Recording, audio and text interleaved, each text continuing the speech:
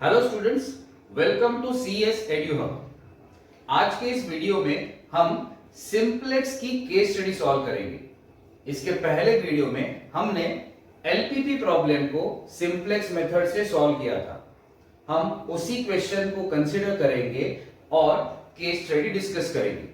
अब ये case study 15 marks की हो सकती है या फिर 7 या 8 मार्क्स की हो सकती है। तो आपको याद होगा ये है हमारा सिंप्लेक्स का problem. x1 and x2 are the decision variables. Max z is equal to 2x1 plus 10x2, ये हमारा ऑब्जेक्टिव फंक्शन है। और हमारे कंस्ट्रेंट्स है 2x1 plus 4x2 less than equal to 20, ये है R1 का कंस्ट्रेंट, रिसोर्स 1 का।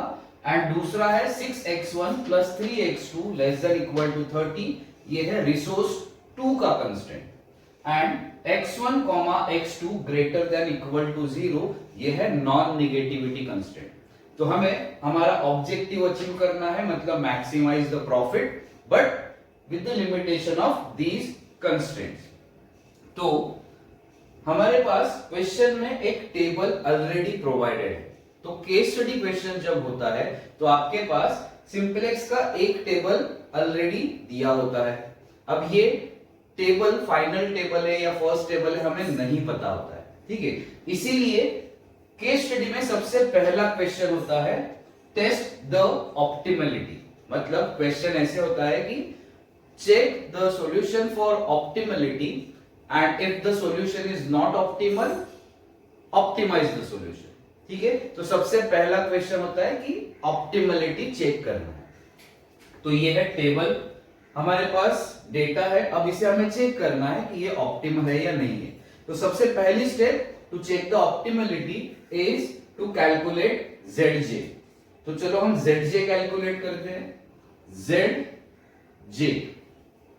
ZJ कैलकुलेट करने का सिंपल तरीका है, आपको हर कॉलम के लिए ZJ कैलकुलेट करना है, ठीक है।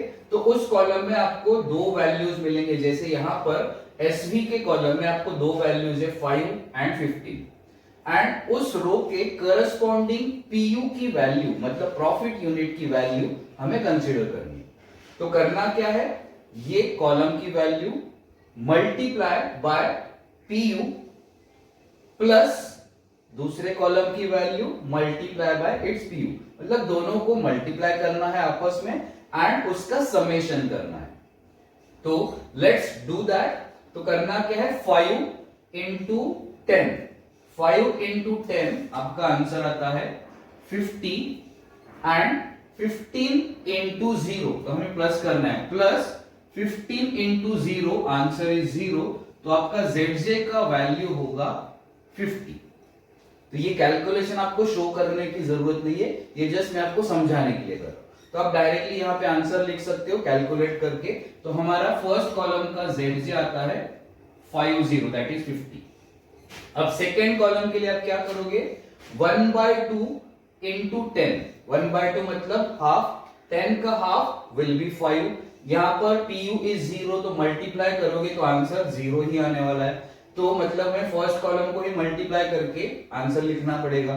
तो यहां पर आएगा 5, सो x1 का ZJ इज 5, देन x2 का ZJ 10 into 1, 0 into 0 will be 0, so 10 into 1 ZJ is 10, then 10 into 1/4, 10 into 1/4 is nothing but 5/2।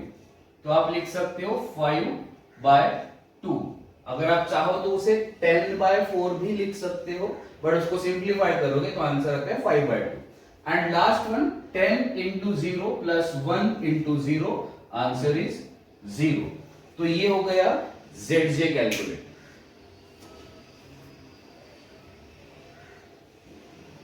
Now after you calculate ZJ, आपको कैलकुलेट करना है delta.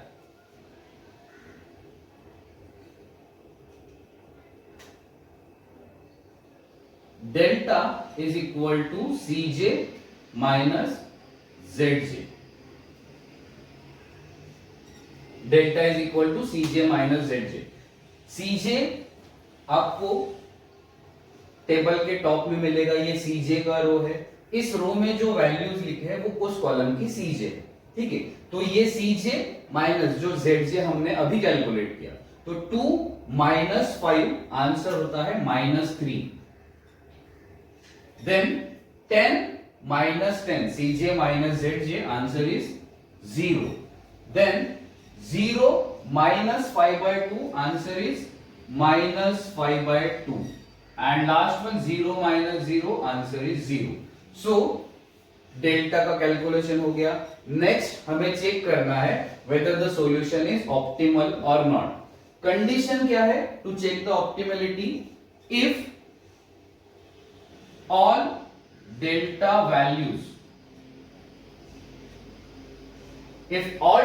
values are less than equal to 0, solution is optimal, ठीक है। सो ये condition है to check the optimality of simplex. So all delta values less than equal to 0 होना चाहिए, less than 0 है, इक्वल टू 0 है, लेस देन 0 है, equal to 0, मतलब there is no positive delta value, that is no positive delta, right? ये condition fulfil हुआ, मतलब solution is optimal. तो ये आपने फर्स्ट क्वेश्चन का आंसर कर दिया to check whether the solution is optimal और नॉट। तो हमने क्या किया, जेडजे कैलकुलेट किया, फिर डेल्टा कैलकुलेट किया। ये कंडीशन फुलफिल होती है तो we call it as optimal, अगर नहीं होती है तो इट इज नॉट ऑप्टिमल, फिर हमें उसे इंप्रूव करना होता है। How to improve the solution? इसके लिए आप सिंप्लेक्स का प्रीवियस वीडियो देख लो जहां पर हमने सिंप्लेक्स टेबल को सॉल्व किया था। तो अगर कोई पॉजिटिव डेल्टा मिलता है तो उस कॉलम को हमें सिलेक्ट करना होता है, वो होता है आपका की कॉलम। तो ये प्रोसेस समझने के लिए आप प्रीवियस वीडियो रेफर कर सकते हो, जिसका लिंक मैं आपको डिस्क्रिप्शन में दे दूंगा। तो ये हो गया फर्स्ट, ठीक है। सो हमने क्या किया, टेस्ट ऑप्टिमलिटी। अब अगर ये सिर्फ टेस्ट करना है एंड आपको सॉल्यूशन ऑप्टिमल मिलता है लाइक दिस, तो इस चीज के आपको 2 मार्क्स मिलेंगे, ठीक है। सो 2 मार्क का एक क्वेश्चन आप इजीली कैलकुलेट कर सकते हो, 2 ही रोज के कैलकुलेशन करने, जेडजे एंड डेल्टा, ठीक है। So this is done. Now let's talk about next part, that is product mix and profit. So based on this solution, अब ये सॉल्यूशन ऑप्टिमल है तो इसी बेसिस पे हमें क्या करना है, प्रोडक्ट मिक्स देना है एंड प्रॉफिट देना है। अब ये नॉर्मल जब सिंप्लेक्स का क्वेश्चन आप सॉल्व करते हो तो हमेशा आपको ये क्वेश्चन का आंसर तो वैसे भी करना ही होता है, तो यहां पर भी केस स्टडी में करना है। क्या है, product mix, product mix. Now refer this आपका डिसीजन वेरिएबल। डिसीजन वेरिएबल में क्या है, x1 is equal to number of units of product A, मतलब आपके पास 2 प्रोडक्ट है, product A and product B, दोनों का क्वांटिटी क्या है वो हमें बताना है in product mix. So product mix में लिखोगे x1 is equal to product A, that is quantity of product A, which is equal to, अब आपको देखना है ये बीवी का column, basis variable. Basis variable में कैन यू फाइंड x1, यहां पर x1 नहीं है, इसका मतलब x1 का quantity is 0, that is ZERO, 0, ठीक है। मतलब we are not producing x1। उसी कॉलम में, बीवी के कॉलम में कैन यू सी x2, आपके पास 2 प्रोडक्ट है, x1 and x2, product A and product B. तो प्रोडक्ट ए तो आप मैन्युफैक्चर नहीं कर रहे हो, 0 quantity, product B is x2, ठीक है। तो x2 is there, so x2 equal to product B quantity. अब ये कहां से पता चलेगा, x2 के सामने SV का कॉलम है, सॉल्यूशन वैल्यू, तो ये x2 का क्वांटिटी बताता है, ठीक है। सो x2 के आगे SV कॉलम में सॉल्यूशन वैल्यू में आपको मिलता है 5, which is the quantity of product B. मतलब आप 5 units of product B manufacture करोगे and 0 unit of product A manufacture करोगे। This is the product mix. फिर उसी में पूछा है आपको प्रॉफिट क्या है, तो पार्ट ऑफ दिस क्वेश्चन क्या है, profit, that is optimal profit.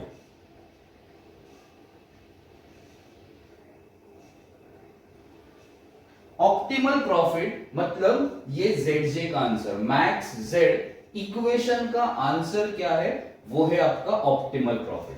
तो it is nothing but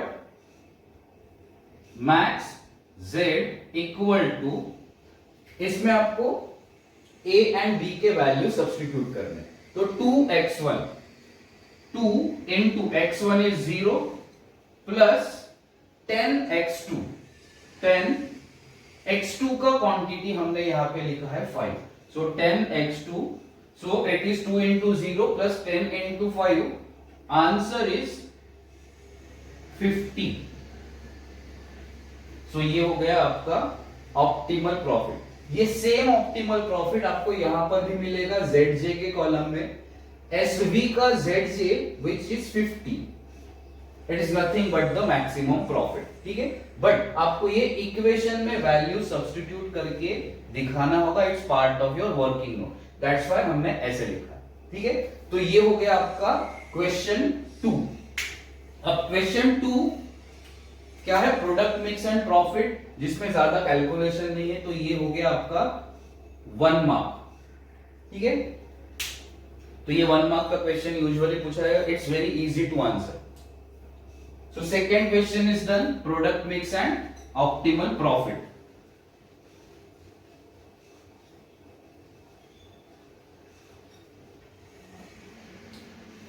then third question is unique and alternate, मतलब क्या, either solution will be a unique solution or the solution will be an alternate solution।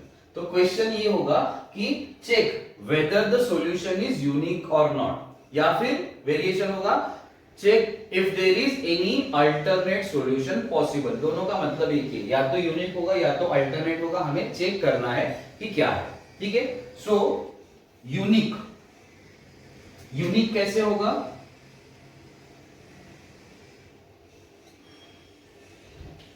now to check whether the solution is unique or not, alternate कैसे होगा,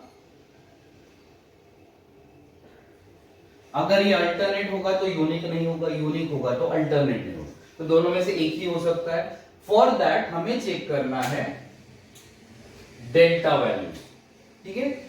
delta value मैं यहां पे लिख देता हूं, check delta of non basis variable,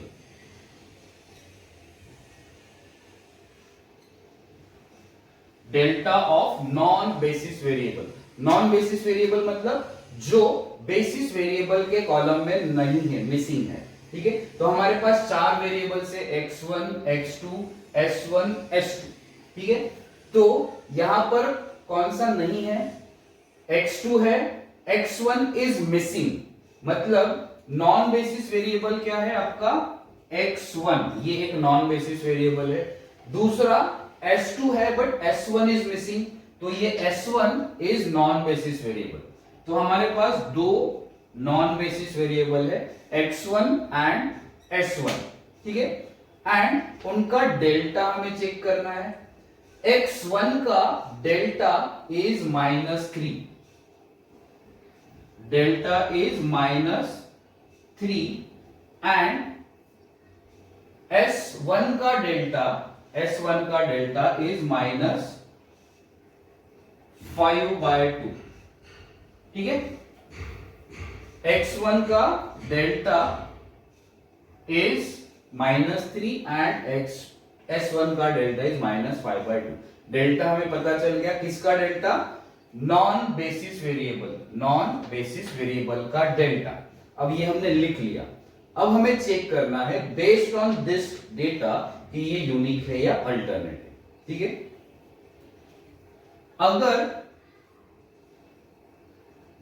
non basis variable का delta, किसी भी नॉन बेसिस वेरिएबल का डेल्टा इज 0, तो वो बनता है अल्टरनेट सॉल्यूशन। तो अल्टरनेट सॉल्यूशन कैसे पता चलेगा? If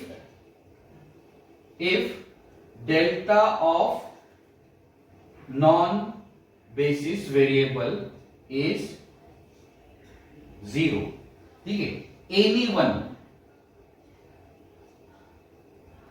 one non basis variable का डेल्टा, मतलब ये दोनों में से किसी एक का डेल्टा अगर 0 है तो हम क्या कहेंगे? Solution is alternate. And unique कब कहेंगे?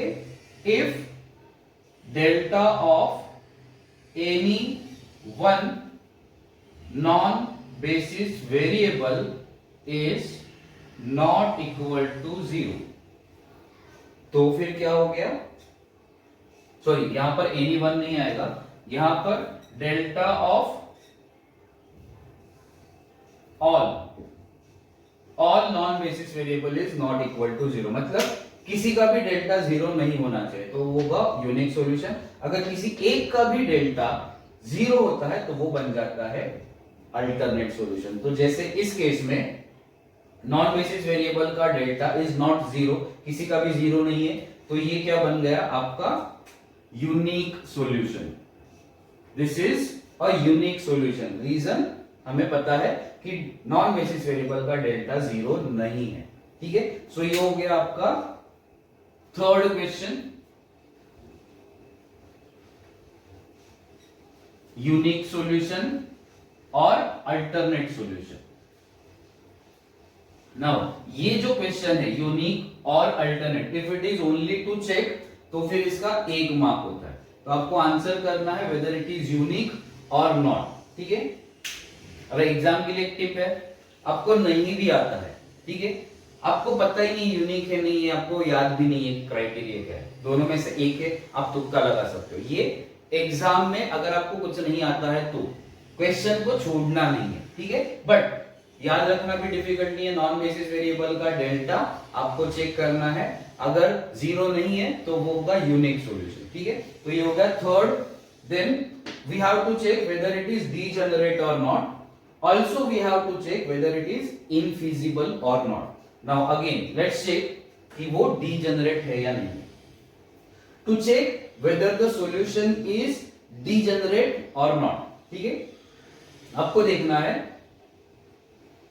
x2 and s2, ये जो बेसिस वेरिएबल है, जो बेसिस वेरिएबल के कॉलम में है उन्हें आपको रेफर करना है, ठीक है।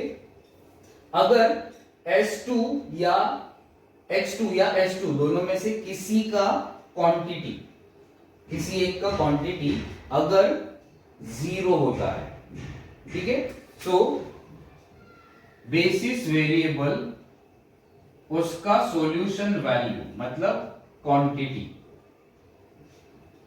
इज 0, तो आप उसे कहोगे डीजेनरेट सॉल्यूशन, ठीक है। और भी तरीके हैं, बट ऑप्टिमल सॉल्यूशन में अगर आपको चेक करना है तो ये आप चेक करोगे कि उसमें 0 है क्या। अगर 0 है तो फिर वो डीजेनरेट सॉल्यूशन, ठीक है। दूसरा, नेक्स्ट, इनफिजिबल है कि नहीं है, ठीक है, ये हो गया डीजेनरेट। अब इनफिजिबल,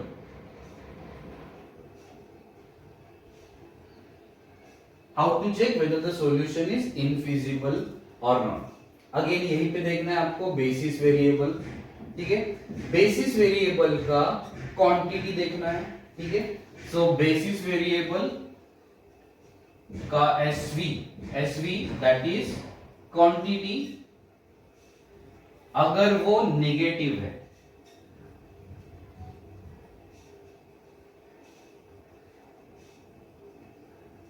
अगर क्वांटिटी नेगेटिव है तो फिर इनफिजिबल सॉल्यूशन, ठीक है। मतलब x1 s2 दोनों में से किसी एक का भी सॉल्यूशन, जैसे 5 के बदले -5 होता तो हमारा सॉल्यूशन क्या बनता? इनफिजिबल। रीजन क्या है? हमारा एक कंस्ट्रेंट था कि सारे value should be greater than equal to 0। अगर माइनस में आता है मतलब ये नॉन नेगेटिविटी कंस्ट्रेंट फुलफिल नहीं हुआ। कोई भी एक कंस्ट्रेंट अगर फुलफिल नहीं होता है तो in that case we call it as infeasible solution. Again सिर्फ आपको चेक करना है ये कंडीशन, अगर कंडीशन फुलफिल होती है तो अकॉर्डिंगली आपको आंसर करना है। ये भी आपका 1 मार्क का क्वेश्चन हो गया, ठीक है। अब next question is scarce and abundant resources. So the question is we have to find which resource is scarce and which resource is abundant.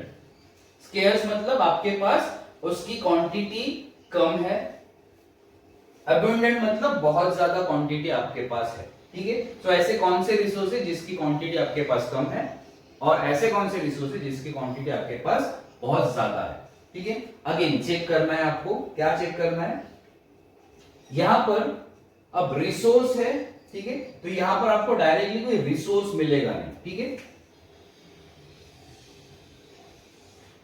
Scarce resource, how to check whether the resource is scarce और not. तो आपको याद होगा जब हमने standard format में convert किया था रिसोर्स 1 एंड रिसोर्स 2 में, हमने स्लैक वेरिएबल ऐड किए थे S1 एंड S2, ठीक है। तो यहां पर S1 एंड S2 आपके टेबल में है। S1 represents resource 1 which is the unutilized capacity of resource 1.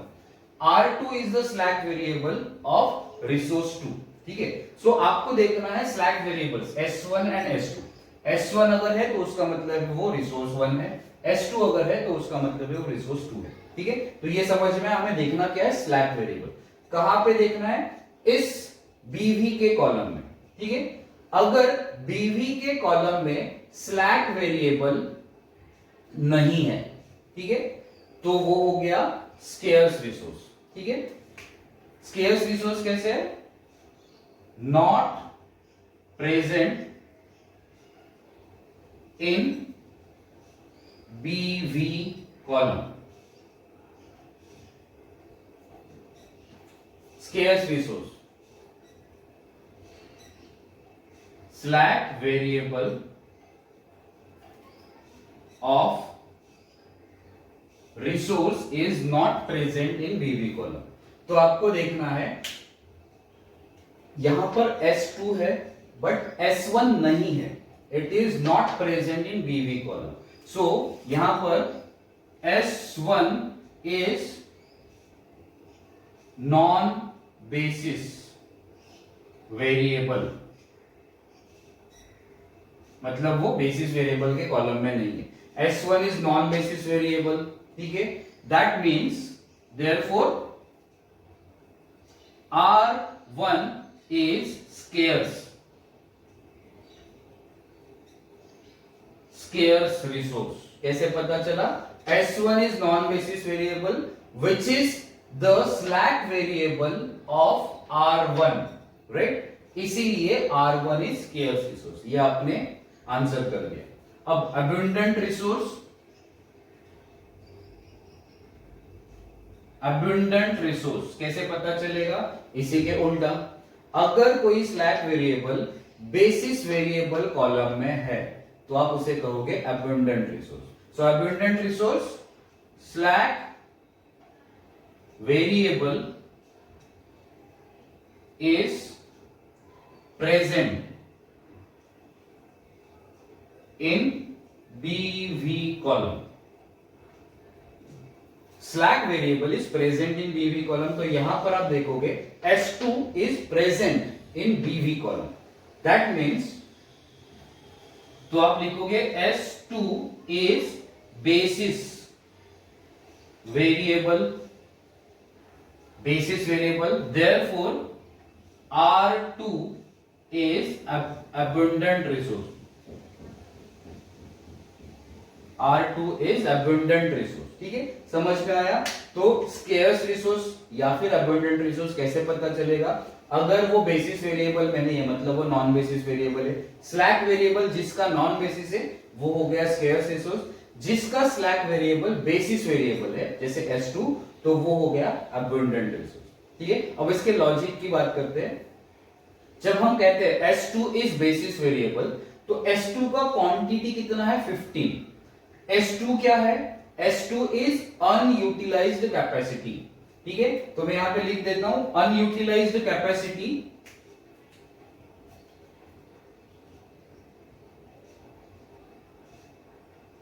Unutilised capacity S2 is unutilised capacity of R2। वो कितनी है, 15, मतलब क्या है, आपके पास अभी भी 15 यूनिट्स R2 के पड़े हैं जो अनयूटिलाइज्ड है, इसीलिए वो अबंडेंट है, आपके पास बहुत ज्यादा है। बट R1 देखोगे यहां पर नहीं है, तो उसकी कोई क्वांटिटी आपके पास बची नहीं है। जो खत्म हो गया वो क्या है, आपका स्केर्स रिसोर्स। जो बचा हुआ है अभी तक, जैसे ये R2 15 यूनिट्स बचा है, तो वो हो गया आपका अबंडेंट रिसोर्स। ठीक है, तो ये हो गया अगेन 1 मार्क का question, scarce resource and abundant resource 1 mark. ठीक है, अब इसी के बेसिस पे नेक्स्ट क्वेश्चन है, वो है परसेंटेज यूटिलाइजेशन ऑफ रिसोर्सेज। ठीक है, तो आपके पास दो ही रिसोर्स है, R1 R2, यहां पे हमने लिखा है R1 R2, जिसका स्लैक वेरिएबल S1 S2 है।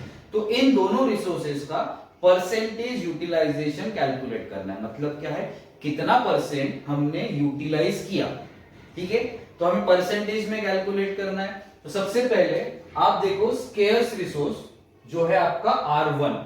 ठीक है, R1 का स्लैक वेरिएबल था S1, इसका मतलब वो स्केर्स है। स्केर्स किसे कहते हैं, जो खत्म हो गया। तो R1 खत्म हो गया, तो कितना परसेंट यूटिलाइज किया, आपके पास था 20 यूनिट्स अवेलेबल। R1 का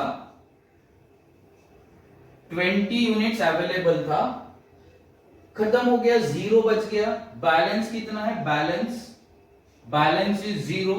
तो यूटिलाइज कितना किया, यूटिलाइज किया 20, तो पूरा का पूरा यूटिलाइज किया, मतलब क्या है 100%।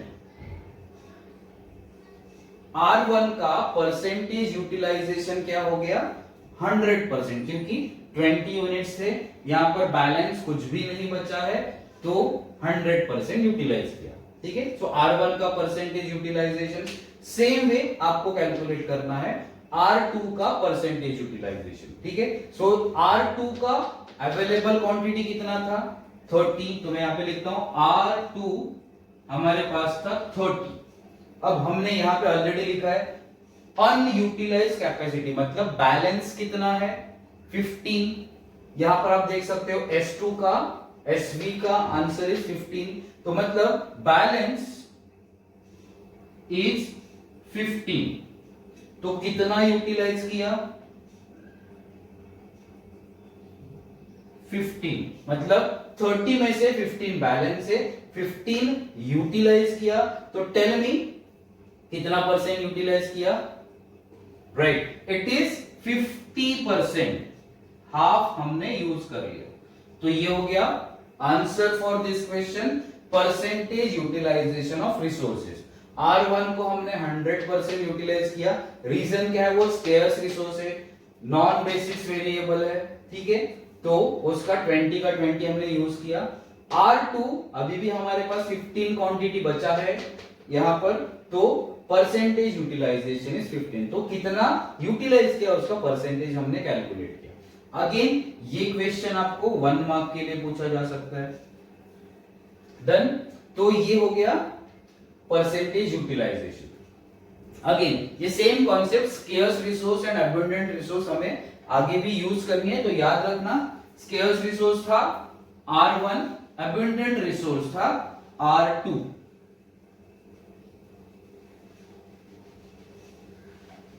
अब नेक्स्ट क्वेश्चन जो है, next question is shadow price. Shadow price क्या होता है, ठीक है। Now shadow price, the concept is applicable for resources, ठीक है। Shadow price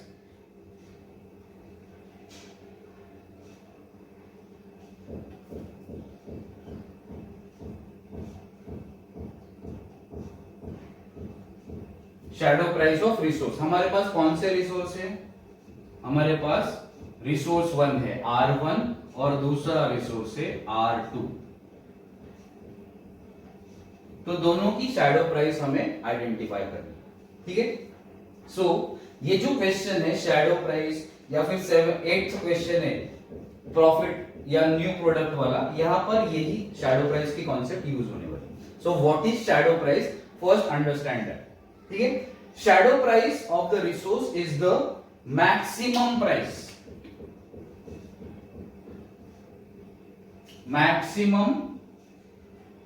price that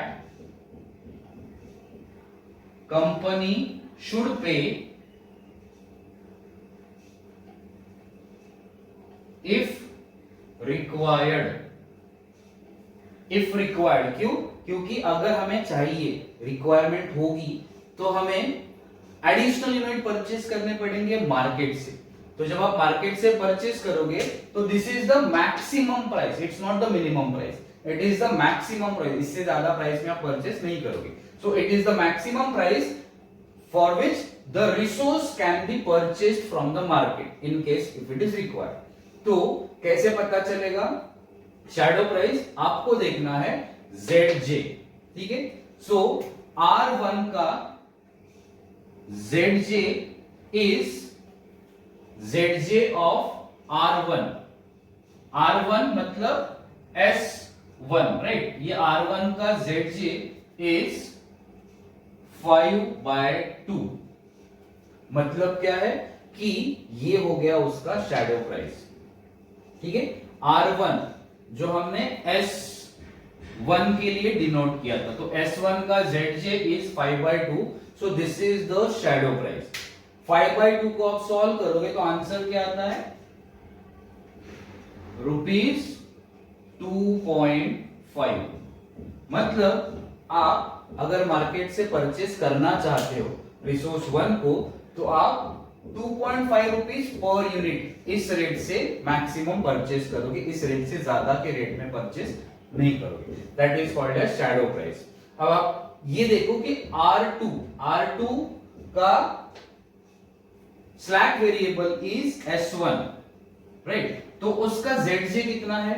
ZJ of S2 ZJ of S2 is 0, so ZJ is 0, ठीक है। ZJ ऑफ S2 इज 0, मतलब उसकी shadow price is ₹0, right.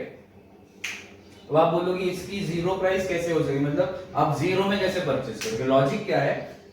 R2 if you remember was abundant resource, मतलब आपके पास बहुत ज्यादा था, बैलेंस क्वांटिटी था। आप देखोगे S2 के 15 यूनिट्स आपके पास बचे। अगर आपके पास ऑलरेडी 15 यूनिट्स बचे हैं तो आप मार्केट से क्यों परचेस करोगे? तो इसका प्राइस 0 ही होगा, क्योंकि आपके पास ऑलरेडी पड़ा है। तो यू नीड नॉट पे फॉर इट, ठीक है, क्योंकि यू हैव बैलेंस क्वांटिटी। इसकी क्वांटिटी खत्म हो गई थी, 0 बचा था, 20 में से 20 हमने यूज किया था। फॉर दैट हमें एक्स्ट्रा यूनिट्स परचेस करना होगा इफ रिक्वायर्ड, तो वो होगा 2.5 रुपीज पर यूनिट। वो हो गया उसका shadow price. So I hope you understood the concept of shadow price, ठीक है।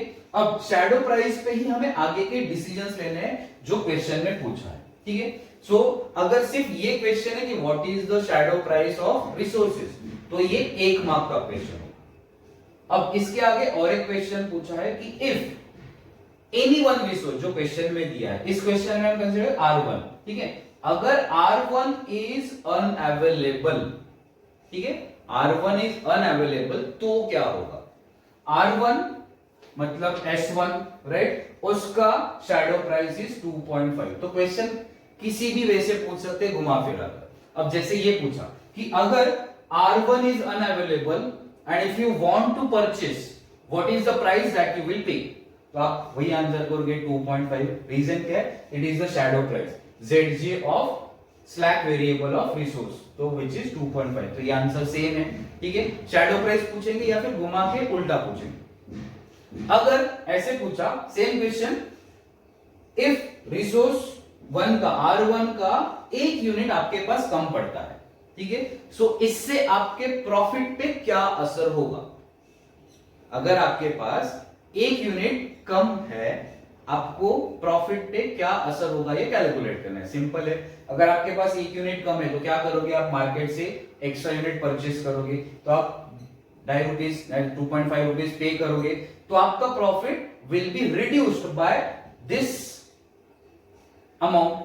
तो जहां पर आप 50 रुपए प्रॉफिट अर्न कर रहे थे, तो ये 50 रुपए में से 2.5 रुपीज आप शैडो प्राइस के तौर पर पे करोगे तो आपका प्रॉफिट उतने रुपीज से कम होगा। तो सेम क्वेश्चन है, शैडो प्राइस की कॉन्सेप्ट है, घुमा के क्वेश्चन पूछा है, ठीक है। सो ये होगा आपका अनदर क्वेश्चन, वो है 1 मार्क के लिए, ठीक है।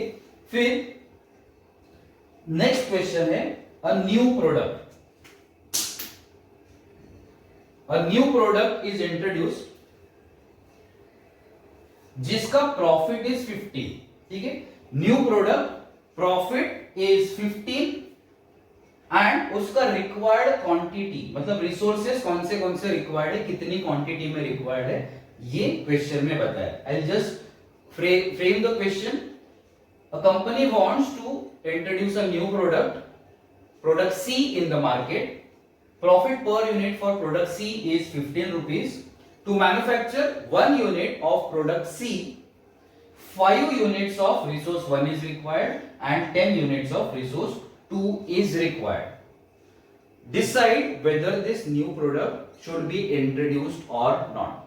तो क्या है कि हमें नया प्रोडक्ट इंट्रोड्यूस करना है, उसके लिए हमें रिसोर्स 1 का 5 यूनिट, रिसोर्स 2 का 10 यूनिट रिक्वायर्ड है। अब क्या हमें ये नया प्रोडक्ट इंट्रोड्यूस करना चाहिए कि नहीं करना चाहिए, ये क्वेश्चन है, ठीक है। How to answer this, again shadow price का ही कॉन्सेप्ट यूज होगा।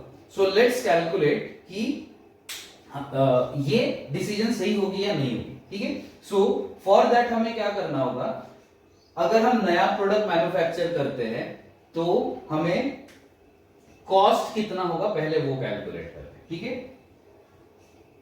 कॉस्ट, तो कॉस्ट बेनिफिट एनालिसिस करना है। कॉस्ट क्या होगा, आपको रिसोर्सेस एडिशनल रिसोर्स परचेस करने होंगे क्योंकि आपने ये resources product A and B के लिए ऑलरेडी यूज कर लिए।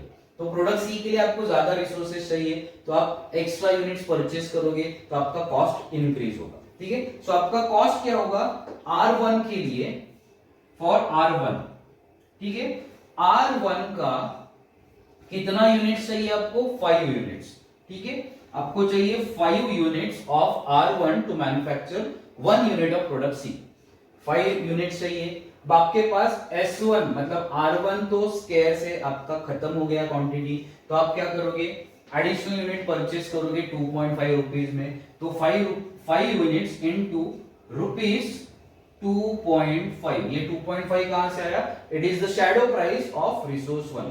तो 5 इनटू 2.5, इसका आंसर क्या होता है 12.5, राइट। सो R1 अगर आप यूज करोगे 5 यूनिट्स तो आपका एक्सपेंस होगा 12.5 रुपीज का। अब R2 देखो, R2 आपको कितना चाहिए, 10 यूनिट्स रिक्वायर्ड है, इनटू R2 का शैडो प्राइस देखो, R2 का shadow price is 0, so rupees 0। Shadow price 0 क्यों है, क्योंकि आपको जरूरत नहीं है, आपके पास 10 यूनिट चाहिए, आपके पास 15 यूनिट ऑलरेडी पड़ा हुआ है, तो you need not purchase it, ठीक है। सो 0, सो टोटल कॉस्ट आपका कितना आता है 12.5। एक यूनिट प्रोडक्ट सी का मैन्युफैक्चर करने के लिए आपका कॉस्ट होगा 12.5 रुपीज, ठीक है। अब बेनिफिट क्या होगा,